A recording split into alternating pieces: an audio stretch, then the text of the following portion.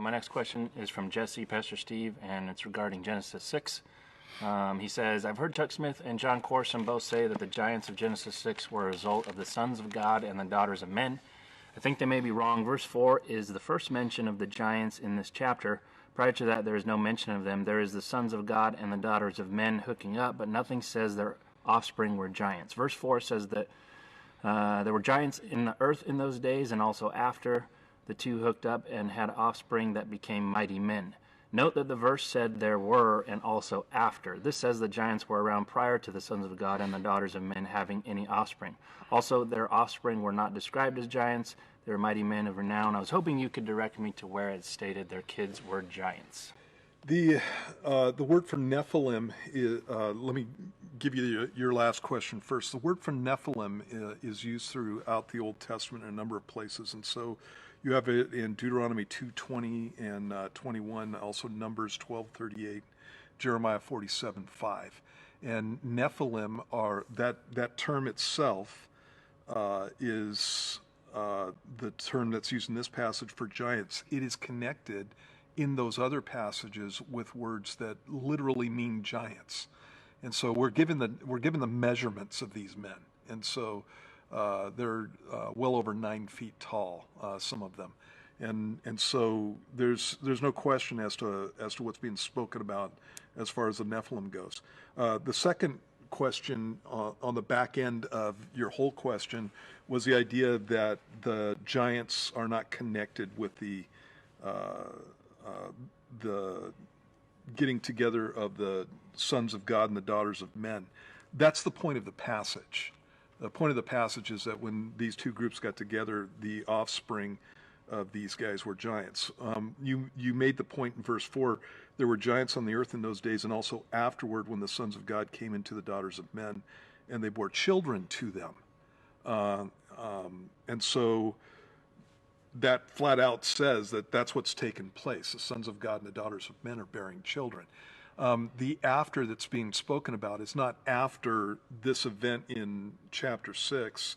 The after that's being spoken about is what took place in the Middle East, actually in the land of Canaan, with the giants that I previously mentioned.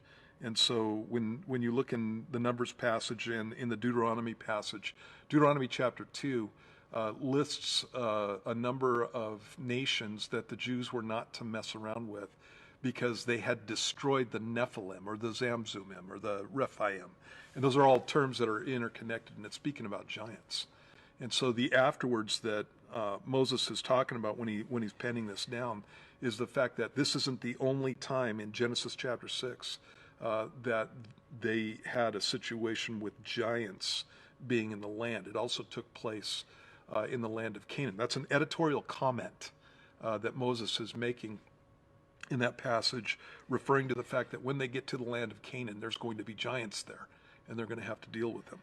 And so, in this instance, I'm with Chuck and John on this issue. That has been the classical interpretation for a couple of thousand years. That what we're talking about is sons of God being angelic beings. When that term is used in the Old Testament, it's the term B'nai Elohim, and the only times that it is ever used, that it is identifiable. Not in this passage, but in other passages, that it's identifiable, it is speaking about angels. It's not speaking about anything else. And so to be consistent... Isn't that like out of Job where it says all the sons of God shouted for joy when they're watching the creation? Yeah, exactly. Specific to angels. Yeah, that's Job 38:4. And then in Job chapters 1 and 2, it uses the same term, the sons of God. And it's obvious that what you have is an angelic meeting. It talks about the fact that the sons of God appeared before God and Satan was in their midst. And that's speaking about angels in that passage, whether good or evil angels. In any case, you have to do some backflips to get away from the idea that what you have here is something that's supernatural that's taken place. One of the things that you also need to understand about this passage is that it's speaking to the issue of pagan demigods. The pagans believe that guys like Hercules, for example, or Heracles, if you're talking about the Greek. They believe that these guys were the offspring of gods and women. And so usually what would happen is, Zeus or somebody would decide that he wanted to sleep with some human woman, and out would come a demigod when the baby was born. And so you see these guys that are being deified by the pagans, and what the Jews are doing is saying that these are not anybody to be worshipped or to be honored in that instance, but they're wicked men, and they're the offspring of occultic activities. And so it's a statement against paganism, both before the flood and after the flood, in those instances. Okay, so not to get off in the weeds, but I might. And this is Genesis 6 is a weird thing anyway. Yeah. But when you say that, when it says afterwards, it's talking after the flood, right? So this happened again somehow. Yes. Because obviously we went down to 7 people or something, and then we started over. Yeah, 8 people. Yeah. 8 people. And then in the Septuagint, doesn't it translate a word in there that they would use for Titan to connect the giants with act like you said, where it's a Greek demigod? Yeah, I'd have to look it up, Yeah, but I don't know. I'd have to go back and look it up. Okay, but for the main issues on the Genesis 6 is that you have that passage in Jude where it says the angels that left their domain or their first estate, in like manner as Sodom and Gomorrah. Right. Yeah. And so something's going on there, and the Genesis 6 is the only one that really connects that. Right. Right. Yeah. And then the other thing is when you go through, what do you think about when it said that Noah was perfect in his generations or his genealogy? So like this whole, you know how Satan's always trying to attack the bloodline? That he used this to infiltrate the bloodline of Christ, and when the one reason for the flood is that you had a DNA problem. Do you attribute to that? Well, you know what? That's one of those things that as I'm going through and I'm teaching on the passage, I'll throw out there. It's not something that it's not a hill that I would die on. Right. And what Matt's talking about is in verse 9. It says, "This is a genealogy of Noah. Noah was a just man, perfect in his generations. Noah walked with God." And the perfection there may not just be talking about the fact that he's a mature believer, which is what that can mean. It may be speaking about his genealogy, in the sense that this whole corruption of the line of mankind was not something that entered into the line of Noah, and so that may be what that's talking about, but it's not a for sure thing. Right.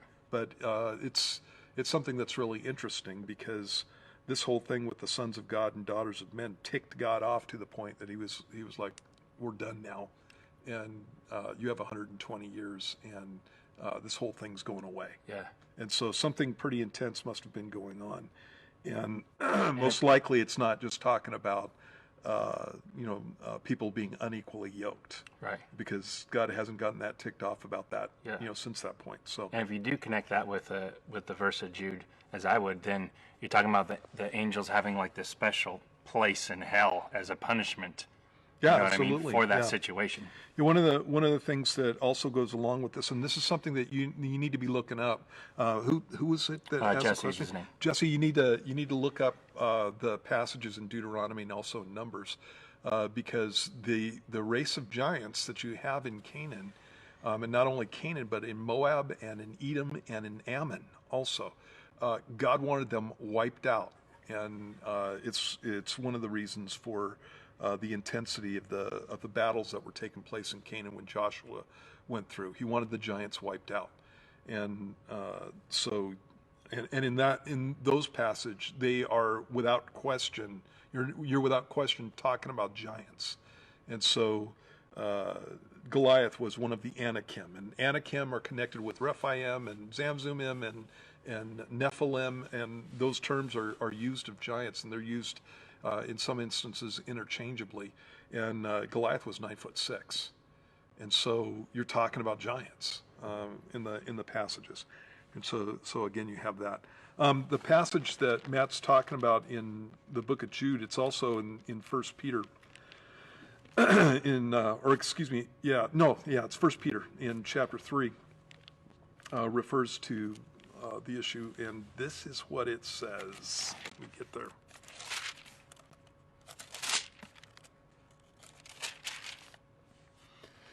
It says, I want to remind you, though you once knew this, that the Lord, having saved the people out of the land of Egypt, afterward destroyed those who did not believe, and the angels who did not keep their proper domain, but left their own abode, he has reserved in everlasting chains under darkness for the judgment of the great day, as Sodom and Gomorrah and the cities around them in a similar manner to these, talking about these angels, having given themselves over to sexual immorality and gone after strange flesh, are set forth as an example, suffering the vengeance of eternal fire. And so, again, you have That's in Jude. Yeah, that's in the book of Jude. Okay, I thought you said 1 Peter. Yeah, 1 Peter also refers to it. Okay. And so, in the book of 1 Peter, it talks about angels Second Peter talks about fallen angels.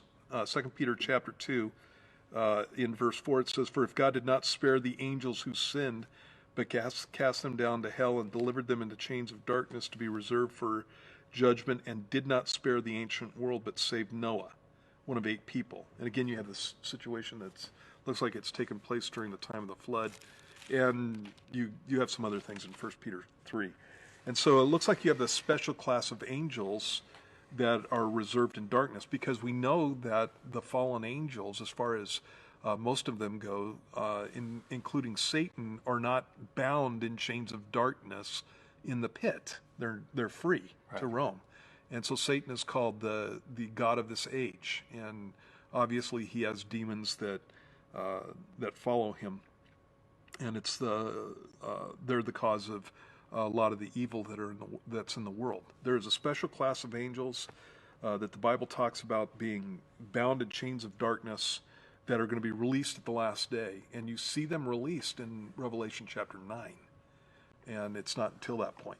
And so they're major players during the tribulation period because of it. And so there's some really weird stuff going on in these passages.